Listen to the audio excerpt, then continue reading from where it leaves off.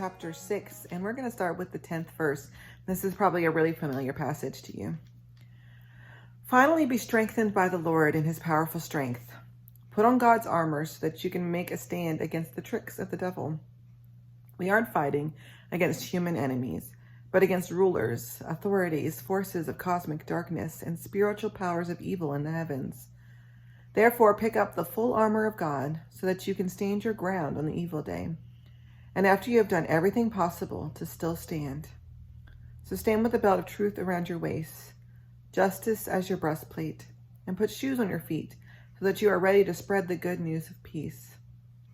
Above all, carry the shield of faith so that you can extinguish the flaming arrows of the evil one.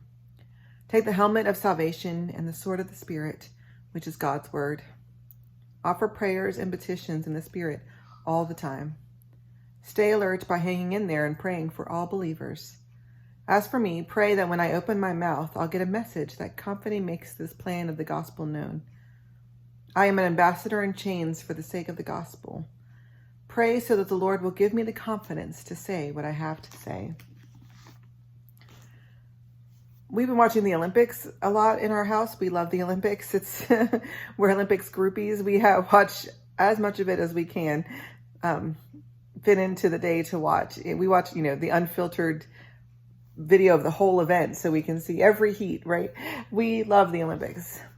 And one of the things that is so striking about the Olympics is how much work it takes before they even get there. These athletes are working for 4, in this case 5 years of everyday struggle to get to the Olympics.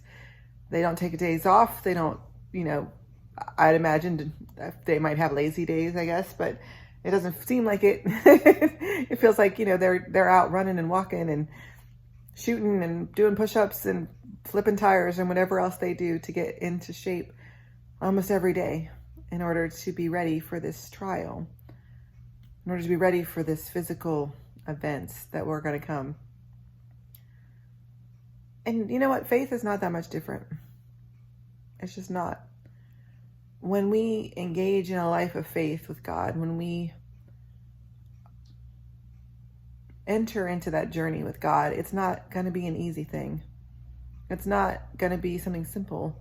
Things happen to us that test us, that stretch us, that help us to build our faith.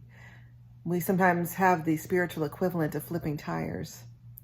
And the key to all of that is that we have to be prepared. We got to do the work. We have to exercise every day. We have to make it a priority above and beyond other things in our lives. And that is hard. It takes discipline. It takes an intentional mindset that we're going to do it. And I don't know what that looks like for you. It doesn't have to be the same thing for everybody. Some people have a robust daily prayer life, and some people read the Bible every day, and some people have a devotion every day. Or maybe it's just taking 30 seconds in the car to say thank you to God, or before you go to bed, or when you pass a church, saying, hey, there's God at work, and just being aware. But it's something we have to do on purpose. It's not something that's going to happen to us accidentally. We have to put on the armor. We have to run the race. We have to do the push-ups, even when we don't want to. God bless.